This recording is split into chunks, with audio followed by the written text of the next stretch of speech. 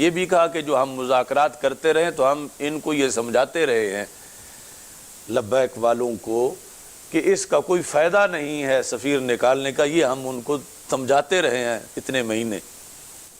کسی بھی دینی مسئلہ پر جب حمیت دینی یا غیرت دینی کا مظاہرہ کیا جا رہا ہو تو احتجاج میں نہ ہی جو پولیس کے افراد ہیں یا سیکورٹی فورسز ہیں یعنی ان پر حملے کرنے جائز ہیں۔ ہمارے نزدیک غیرت ایمانی کا مظاہرہ کرتے ہوئے اپنی آواز بلند کرنا اور جس چیز کو دبایا جا رہا ہے اور وہ حق ہے اس کو پیش کرنا، برملا اس کا اظہار کرنا اور اس کے لیے اپنی پوری کوشش اور ہمت لگانا، یہ نہایت ضروری ہے۔ ملک میں اتنے عاشقان رسول صلی اللہ علیہ وسلم شہید ہو گئے، اتنے زخمی ہو گئے، وزیر اعظم کیا تو افسوس ہمیں بھی ہے کہ ایسا کیوں ہوا اور یعنی جانبین میں کیوں زخمی ہوئے اور پھر اتنی کثیر تعداد کے اندر عاشقان رسول صلی اللہ علیہ وسلم جو زخمی ہوئے اور پھر جنہیں سیدھی فائرنگ سے شہید کیا گیا۔ مگر بات یہ ہے کہ اس افسوسناک سلسلے کا باعث کون بنا، کس کی وجہ سے ایسا ہوا، تو وہ ظاہر ہے کہ حکومت نے جو ایک معاہدہ کیا ہوا تھا اس کے سلسلہ میں جو خلاف ورزی ہوئی اور اس کے بعد یہ سلسلہ سارا شروع ہوا۔ وزیر اعظم نے اپنی تقریر کے اندر جو سب سے پہلا جملہ بولا وہی اصل اس کے سارے سوالوں کا جواب ہے۔ اس نے کہا کہ ہمارا وہ واحد ملک ہے جو اسلام کے نام پہ بنا تھا، اور پھر آگے جا کر اس نے اپنی تقریر کے اندر یہ کہا کہ 50 مسلمان ملک ہیں، کوئی بھی اس طرح نہیں کر رہا، وہاں کوئی مظاہرے نہیں ہوئے، وہ بھی نہیں کہہ رہے کہ ایمبیسڈر کو واپس بھیجو، تو یہاں کیوں مطالبہ کیا جا رہا ہے؟ تو وزیر اعظم کی گفتگو کا پہلا جملہ ہی اس بات کا جواب ہے۔ اس ملک کو بنانے میں تسلسل سے پیچھے قربانیاں ہیں، 3 صدیوں کا جہاد ہے، 3 صدیوں کی مسلسل جد و جہد کے بعد پاکستان بنا۔ پھر آباء و اجداد سے لے کر نسل در نسل بچوں نے اپنے بڑوں کو دیکھا، دین متین کے لیے ایک جذبہ موجود ہے، اور پھر سب کی گھٹی میں یہ بات ہے کہ ہم نے یہ علیحدہ سلطنت جو حاصل کی ہے یہ دین کے لیے حاصل کی ہے، دنیا کے لیے نہیں۔ یہ نظام مصطفیٰ صلی اللہ علیہ وسلم کے لیے حاصل کی ہے، یہ قرآن کے آئین کے لیے حاصل کی ہے، اور یہ رسول اکرم صلی اللہ علیہ وسلم کی عزت و ناموس پر پہرا دینے کے لیے یہ سلطنت ہم نے حاصل کی ہے۔ تو اس بنیاد پر جس طرح پوری کائنات میں دین کے نام پر ملک بنانے کا جذبہ برصغیر پاک و ہند کے مسلمانوں کے خمیر میں تھا اور انہوں نے ملک بنایا، تو اس واسطے یعنی کوئی عجیب نہیں ہے، بلکہ یہ فضیلت ہے اور خصوصیت ہے اس سرزمین کی کہ مقصد کے پیش نظر اور شہیدوں کی قربانیوں کے پیش نظر یہاں یہ جذبہ پایا جاتا ہے کہ جب ہم نے بنایا ہی ملک اس لیے تھا کہ آقا نامدار حضرت محمد مصطفیٰ صلی اللہ علیہ وسلم کی عزت و ناموس پر پہرا دیا جا سکے، بالخصوص جو غازی علم الدین شہید کے جنازے کے اندر 6 لاکھ مسلمانوں کے ذہنوں میں سوال تھا کہ اس غازی کی حفاظت ہم کیوں نہ کر سکے، تو جواب یہی دیا جا رہا تھا چونکہ اپنا ملک نہیں تھا تو ہم اپنے غازی کی حفاظت نہ کر سکے۔ اگرچہ تحریک پاکستان پہلے بھی جاری تھی، مگر یہ ٹرننگ پوائنٹ تھا کہ جس پر آ کر تحریک میں تیزی آئی کہ پھر ہمیں سب سے پہلے اپنا دیس حاصل کرنا چاہیے، تاکہ رسول اللہ صلی اللہ علیہ وسلم کی عزت و ناموس پر اگر کوئی پہرا دے تو اسے پھانسی پہ نہ چڑھایا جائے، اور عزت و ناموس کی حفاظت کا ایک ہم قلعہ بنائیں۔ تو اس بنیاد پر وزیر اعظم کو اپنی گفتگو کے آغاز کو ہی یہ دیکھنا چاہیے کہ عام ملکوں کے مسلمان وہ اور ہیں اور پاکستان کا مسلمان اور ہے، کیونکہ اس کے بڑوں نے یہ ملک بنایا ہی ناموس رسالت صلی اللہ علیہ وسلم کی حفاظت کے لیے ہے، اور جب اسی ملک میں گستاخوں کو رکھا جائے، گستاخوں کے سفیروں کو رکھا جائے، تو اضطراب تو ایک فطری طور پر ہے کہ عوام کے اندر اس بات پر جوش جذبہ پیدا ہوگا کہ کیوں گستاخوں کے سفیر کو رکھا جا رہا ہے۔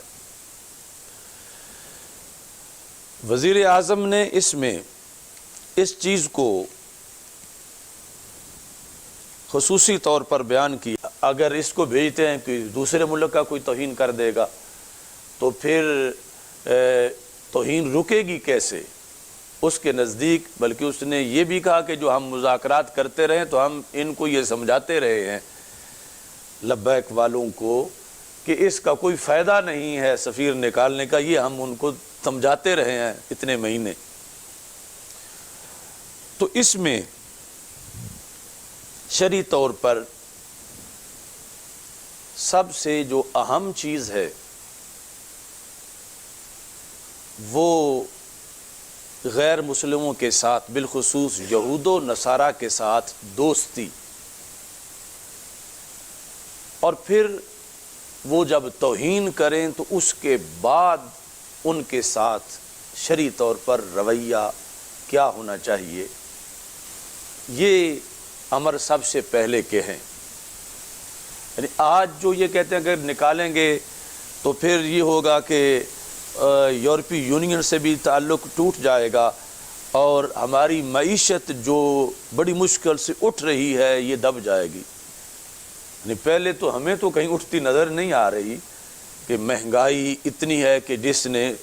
کمر توڑ دی ہے اور لوگوں کا جینا مشکل ہو گیا ہے، اور یہ اس قوم کا خمیر ہے کہ یہ مہنگائی کے لیے یوں نہیں اٹھے جیسے اپنے محبوب علیہ السلام کی عزت کے لیے اٹھے،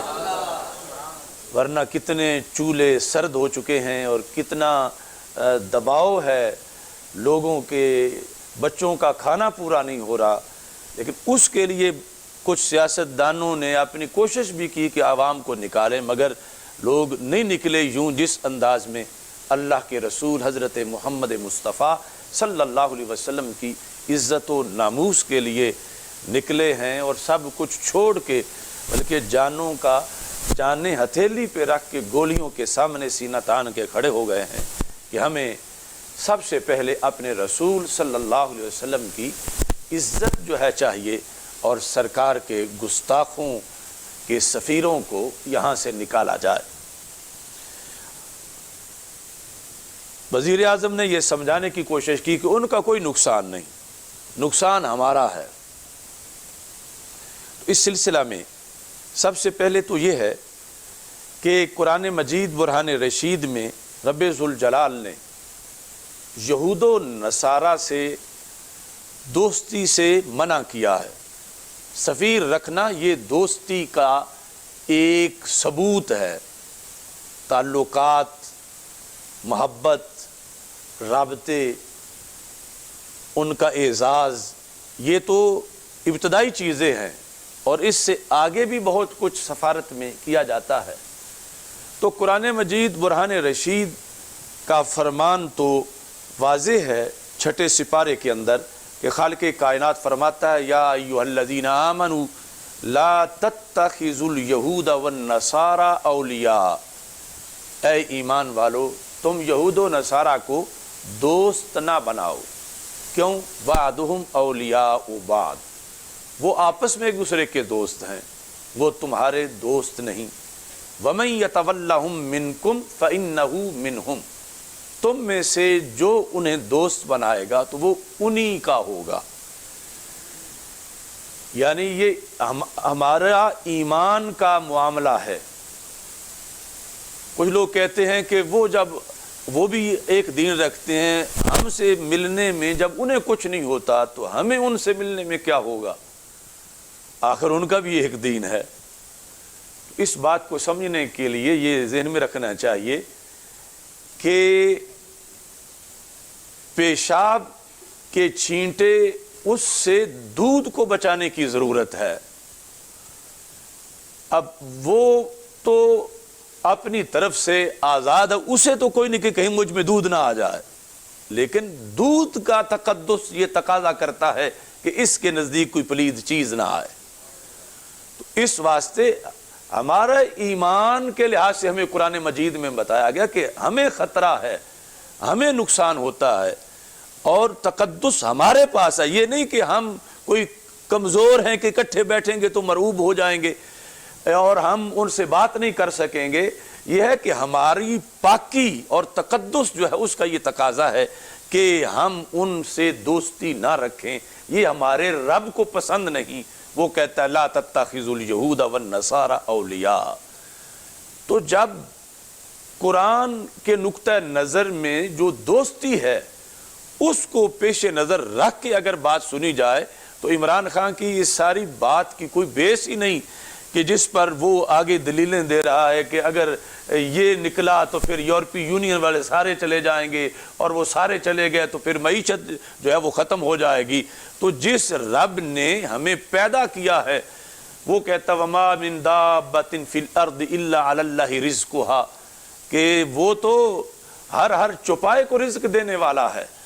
ہر حشرات الارض کو رزق دیتا ہے۔ تو اگر اس طرح کی صورتحال ہوتی تو وہ اپنے ازلی کلام میں کیوں حکم دیتا کہ یہود و نصارہ سے دوستی نہ کرو؟ مجھے پتا تھا کہ ایسے حالات ہونے ہیں کہ یہود کے پاس پیسہ ہوگا، نصارہ کے پاس پیسہ ہوگا، مسلمانوں کے پاس پیسہ نہیں ہوگا، کہ ایسے بھی حالات آئیں گے، تو پھر میں حرام کیوں کروں؟ وہ تو علیم بذات الصدور ہے، اسے قیامت تک کے حالات کا پتہ تھا، اور یہ جانتے ہوئے اس نے کہا کہ تم ان سے دوستی نہ رکھو۔ اب یہ جو اللہ کے فیصلے ہیں ان کے مقابلے میں ہم آگے سے قیاس لائیں اور اپنی منطق رکھیں، اور یہ کہ اصل میں بھوک کا مسئلہ ہے اور اس بنیاد پر ہم مجبور ہیں ہم سفیر نہ نکالیں۔ جو صورتحال اس وقت جینون تھی جب قرآن ابھی نازل ہو رہا تھا تو یہ مسئلہ اس وقت بھی ڈسکس ہوا تھا۔ قرآن مجید برہان رشید کے 10ویں پارے میں ہے کہ جب خالق کائنات جل جلالہ نے حکم دے دیا کہ مشرک نجس ہیں، انما المشرکون نجس فلا یقربوا المسجد الحرام، یہ مسجد حرام کے قریب بھی نہ آئے، مشرک نجس ہیں۔ بعد عامہم ھذا، اس سال کے بعد مدنی زندگی میں یہ آیت اتری کہ اور آخری سالوں کے اندر کہ پہلے تو مشرک بھی فتح مکہ سے پہلے تو کنٹرول ہی ان کا تھا، اور پھر بعد میں فتح مکہ کے بعد آہستہ آہستہ پھر ان پر پابندیاں لگائی گئیں، اور رسول اکرم صلی اللہ علیہ وسلم نے فرمایا کہ کوئی ننگا شخص طواف نہ کرے، کیونکہ وہ پہلے اسی طرح سب کچھ کرتے رہتے تھے۔ تو یہ جس وقت پابندیاں لگا دی گئیں کہ مشرکین جو ہیں وہ مسجد حرام کے قریب نہ آئیں، تو کچھ لوگوں کی طرف سے یہ بات آئی کہ مالدار تو یہ لوگ ہیں، ان سے تجارت بھی کرنی ہے اور ان کے پاس مال ہے، اگر یہ نہیں آئیں گے تو پھر مالی طور پر کتنا خسارہ ہوگا، رابطہ کٹ جائے گا۔ معیشت کے لحاظ سے، یہ ساری چیزیں جس وقت کچھ ذہنوں میں آ رہی تھیں تو خالق کائنات جل جلالہ نے اس وقت یہ فرمایا۔ اور حالانکہ آپ سوچیں تو صحیح کہ اس وقت مسلمانوں کی مالی حالت اور آج کے مسلمان کی مالی حالت، اس میں کتنا ڈیفرنس ہے۔ یعنی آج کون مسلمان ہے کہ جس کے پاس صرف ایک دھوتی ہو، پورا سوٹ نہ ہو، اور وہ ایک دھوتی پاری 6 مہینے گزارا کرے، نہ قمیص اس کو ملے نہ اس کو چادر ملے؟ کون ہے کہ جس کو ایک کھجور پر 4 دن زندہ رہنا پڑے؟ اس وقت پیسے کی کمی تھی، اس وقت غربت تھی، اس وقت آج کے مقابلے میں کہیں زیادہ معیشت کے مسائل تھے، اور اس وقت ایک لائن کھینچی جا رہی تھی کہ فلاں بھی نہ آئے، فلاں بھی نہ آئے، اب یہ مسجد حرام کے قریب ہی نہیں آ سکتے۔ تو جب اگلی تشویش کا اظہار کیا جا رہا تھا تو خالق کائنات نے فرمایا وَإِنْ خِفْتُمْ عَيْلَةً، اگر تمہیں محتاجی کا ڈر ہے، یعنی آیت پہلی پابندی ہے، یا ایھا الذین آمنوا انما المشرکون نجس، اے ایمان والو مشرک پلید ہیں، فلا یقربوا المسجد الحرام بعد عامہم ھذا، اس سال کے بعد مسجد حرام کے پاس وہ نہ آئیں۔ اللہ مومنوں کو خطاب کر رہا ہے۔ اب ایک ایسی جو پالیسی پرانی چل رہی تھی تجارت کی اور سارے صورتحال، جب پابندی لگائی جا رہی تھی ان پر، تو رب ذوالجلال نے جو دلوں میں بات تھی لوگوں کے، یا آج تک کے جو معاملے ہونے تھے کہ جب پابندی لگائیں گے تو پھر تجارت نہیں ہوگی، کاروبار نہیں ہوگا، معیشت کیا بنے گی، تو اللہ تعالیٰ فرماتا وَإِنْ خِفْتُمْ عَيْلَةً، اگر تمہیں محتاجی کا ڈر ہو، یعنی یہ پابندی لگانے کے بعد کہ مشرک نہ آئے تو ہم محتاج ہو جائیں گے، معیشت نہیں رہے گی صحیح، اللہ فرماتا وَإِنْ خِفْتُمْ عَيْلَةً فَسَوْفَ يُغْنِيكُمُ اللَّهُ مِنْ فَضْلِهِ إِنْ شَاءَ، اللہ فرماتا ہے اگر تمہیں یہ جو مشرکین سے بائیکاٹ تم کر رہے ہو، اس کی معیشت کے کمزور، مزید بھوکا ہو جانے کا، محتاج ہو جانے کا ڈر ہو، تو پھر فرمایا فَسَوْفَ يُغْنِيكُمُ اللَّهُ، تھوڑی دیر بعد یہ اللہ تمہیں غنی کر دے گا۔ فَسَوْفَ يُغْنِيكُمُ اللَّهُ،